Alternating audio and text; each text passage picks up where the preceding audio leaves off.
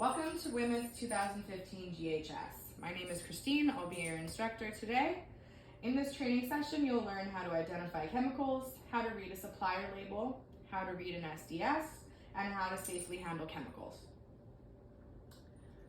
So the first start of the presentation, you'll watch a video on Whmis. So just a moment while I load the video. Staying safe and healthy at work. It's your most important job. But when it comes to hazardous products, how do you know what's in your workplace? And if you use hazardous products, how do you protect yourself and those around you? And what do you do if an accident happens? Well, that's what the Whmis 2015 program is all about. The Workplace Hazardous Materials Information System.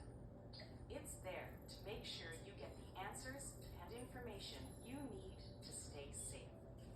But remember, these questions are the key. What is the hazard? How do I protect myself? What should I do if there's an accident?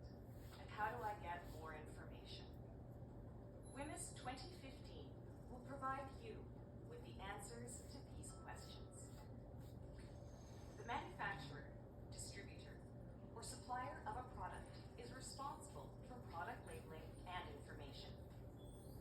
And your employer is responsible for educating you on the safe handling of hazardous products you use. So what are Whmis labels? Each hazardous product must have a label with symbols and hazard statements, providing information about the type of hazard associated with the product. There are 10 Whmis symbols, and you need to look for them and recognize the dangers they represent. Exploding bomb, for explosive or reactive hazards. Flame, for flammable products. Flame over circle, for oxidizing products. Gas cylinder, for gases under pressure. Corrosion, for corrosive hazards to metal, skin, and eyes. Skull and crossbones can cause death or toxicity with exposure. Exclamation mark may cause less serious health effects. Health hazard may cause serious health effects such as cancer. Biohazardous, infectious materials and toxins that cause disease. Environment may cause damage to the aquatic environment. This is optional in Canada. Whmis labels must also include warnings and precautions for safe use. Your employer is responsible for making sure Whmis labels have been applied to all hazardous products in your workplace.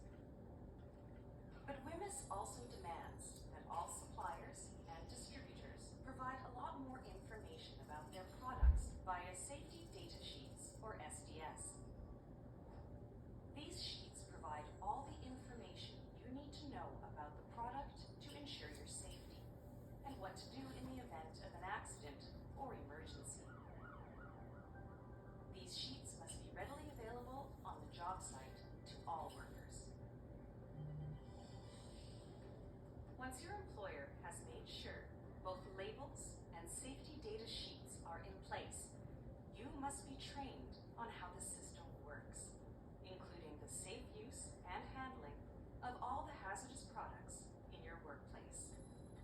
So, those are the basic facts. But it all comes back to you asking the 4 questions. What is the hazard? How do I protect myself? What should I do if there is an accident? And how do I get more information? Because the most important thing is you going home safe at the end of each day. An up-to-date inventory list should be kept of all chemicals that are used in each facility. It's the employer's responsibility to ensure safety data sheets for all chemicals used in each facility are readily available. Review the safety data sheet if you're unsure how to handle a specific chemical and in the case of contact. It is your job as a worker to ensure you are wearing the appropriate personal protective equipment, required to handle the chemicals safely, and it is your employer's job to provide them to you. In the previous video, you were shown sections of an SDS that explain the health effects a chemical can cause, proper personal protective equipment to use while handling the chemical, and hazard statements to consider prior to use. In the next 2 slides, I will talk about common household products and the hazards that are associated with each one while going through the SDS for each product briefly. So the first product I'm going to show you is Gain Laundry Detergent. According to the SDS, no PPE is required. It can cause eye irritation if you were to splash it in your eyes. If an SDS sheet is not readily available to you, which most likely being at home it won't be, you can also turn to the supplier label on the back of the bottle, which also has a precautionary statement that says may irritate eyes, do not get in eyes, and do not reuse this package for dispensing beverages or other liquids, and keep out of reach of children. It also has a first aid treatment response on the back of the bottle.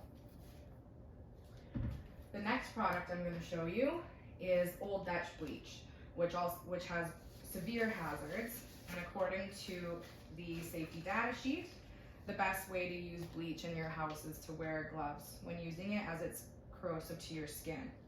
It states it may irritate eyes, may be harmful if swallowed, causes skin burns and skin irritation. Inhalation of high concentrations of fumes or mists may cause severe irritation and corrosive damage to the nose, throat, and upper respiratory tract. You can also, as an extra precautionary measure, use a respiratory mask when you're using it in your house. And again, if the SDS sheet isn't available, the back of the bottle on the supplier label also gives you the precautionary statements as well that says may irritate eyes and skin, and dangerous fumes form when mixed with other products, and again also has your first aid treatment.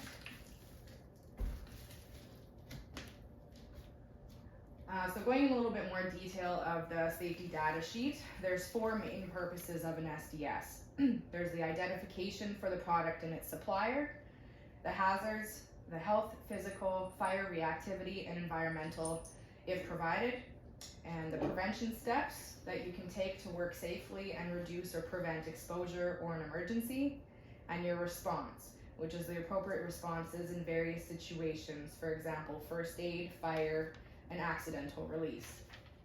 The safety data sheet consists of 16 section format on the minimum information, including the following: identification of the substance, hazard classification, composition information on ingredients, first aid measures, firefighting measures, accidental release measures, handling and storage, exposure control and personal protection, physical and chemical properties, stability and reactivity, toxicological information, ecological information, disposal considerations, transport information, regulatory information, and other information including on the preparation and revision of the SDS.